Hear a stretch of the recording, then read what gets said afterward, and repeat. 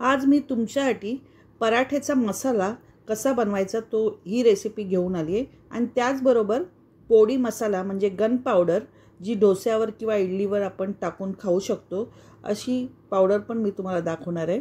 तर gun powder आणि पराठे मसाला कसा बनवायचा ते मी आज तुम्हाला या व्हिडिओमार्फत दोन्ही मसाले दाखवणार आहे। तर आपण पहिल्यांदा पराठे मसाला पाहणार आहोत।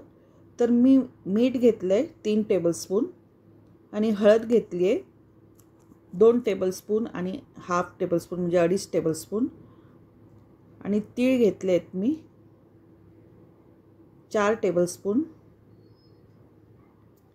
आणि जिरं घेतलंय 2 टेबलस्पून, बडीशोप घेतलंय मी 1 टेबलस्पून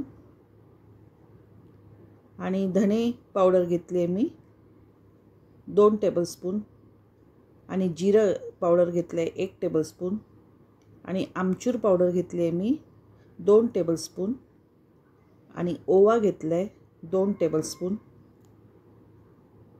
आणि लाल तिखट आपण घेतलंय 3 ते 4 टेबलस्पून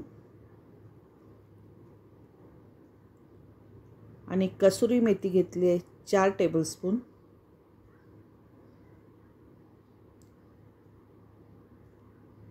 याप्रमाणे आपण सगळे मसाले घेतलेले आहेत आणि त्यामध्ये आपल्याला अर्धा टेबलस्पून आपल्याला हिंग घालून घ्यायचं आहे आणि हे सर्व मसाले आपण मिक्सरमध्ये फक्त फिरवून घ्यायचं आहे। आपल्याला बारीक करायचं नाही। एकजीव होण्यासाठी आपल्याला फक्त 30-40 सेकंदच मिक्सरमध्ये फिरवून घ्यायचं आहे। फक्त मिक्स करण्यासाठी आपल्याला मिक्सरमध्ये याचा वापर करायचा आहे। याप्रमाणे आपण सगळे मसाले घालून घेतलेले आहेत आणि आता मिक्सरमध्ये तुम्ही पल्स मोडवरती पण 30-40 सेकंद फक्त फिरवून घ्या। हे व्यवस्थित असे मिक्स झालेले आहेत। याप्रमाणे आपला पराठे मसाला म्हणजे आलू पराठा किंवा मेथी पराठा तुम्ही ह्याच्यात बनवू शकता असा मसाला तयार झाला आहे। असा मसाला तुम्ही बनवून ठेवलात, स्टोर करून ठेवलात फ्रीजरमध्ये किंवा बाहेर, तर फ्रीजरमध्येही राहू शकतो खूप दिवस तुम्हाला ठेवायचं असेल तर, आणि बाहेर तुम्ही 1-2 महिन्यासाठी ठेवू शकता। असा मसाला बनवून तुम्ही लगेच पराठे बनवू शकता। टिफिनला किंवा शाळेच्या डब्यासाठी याचा वापर खूप चांगला होईल। असा मसाला तुम्ही नक्की करून पहा। पिठामध्ये आपण हा मसाला म्हणजे 1 बाउल पीठ असेल तर 2 चमचे हा मसाला वापरून तुम्ही हे पीठ मळू शकता। आता आपण पोडी मसाला म्हणजे गन पावडर जो साऊथ बेंगलोर साईडला ही पावडर वापरली जाते इडली आणि डोस्यावर, खूप चविष्ट लागते। तुम्हीही करून पहा।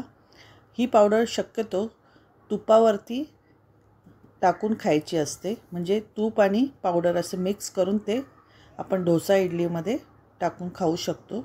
तर ही गन पावडर बनवण्यासाठी आपल्याला 1 टेबलस्पून मोठा चमचा घेतला आहे, तुम्ही कोणत्याही साईजचा चमचा किंवा वाटी घ्या।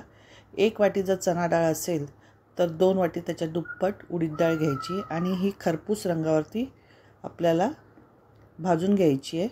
जवळजवळ 6-7 मिनटं लागतील अशी लालसर होईपर्यंत भाजून घ्यायची आहे।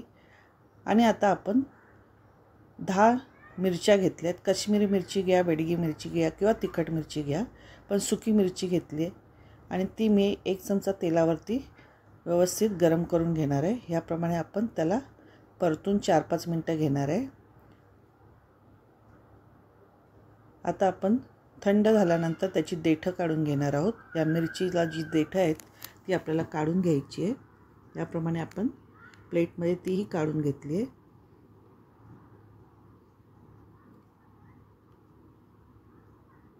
याप्रमाणे आपण सगळी देठं काढून घेतलेली आहे।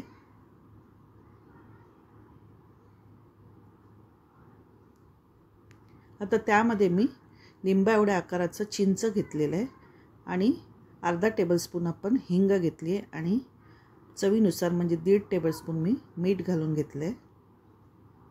आता हे सर्व साहित्य आपण मिक्सरला लावून घेणार आहे, पण मिरची लगेच बारीक होत नाही, त्यामुळे आपण मिरची आधी मिक्सरला लावून घेणार आहोत आणि त्याची पावडर करून घेणार आहोत आणि नंतर उरलेलं साहित्य आपण त्यात टाकून घेणार आहोत। याप्रमाणे परत आपण मिक्सरला लावून घ्यायचं आहे आणि थोडंसं डाळ अशी जाडसर अशी रवायला लागली पाहिजे, याप्रमाणे आपण त्याला वाटून घेतलेलं आहे. याप्रमाणे आपलं गन पावडर तयार झाली आहे, म्हणजे पोळी पावडर तयार झालेली आहे. तर ही पोळी पावडर तुम्ही बनवून डोसा किंवा इडलीवर तुपामध्ये घालून खाऊ शकता. खूप छान लागते. आणि ही कशी वापरायची तेही मी तुम्हाला दाखवणार आहे. याप्रमाणे आपण डोसा काढून त्यावर 2 चमचे तूप घालून पोळी पावडर घालून घेणार आहोत. बघा, याप्रमाणे आपण तूप घालून घेतलं आहे आणि आता त्याच्यामध्ये पोळी पावडर अशी पसरून घ्यायची आहे. याप्रमाणे आपण इडलीवर किंवा डोस्यावरती ही पोळी पावडर वापरू शकतो. जर तुम्हाला ही माझी रेसिपी आवडली असेल तर प्लीज मला लाईक, शेअर, सबस्क्राईब करा. नमस्कार.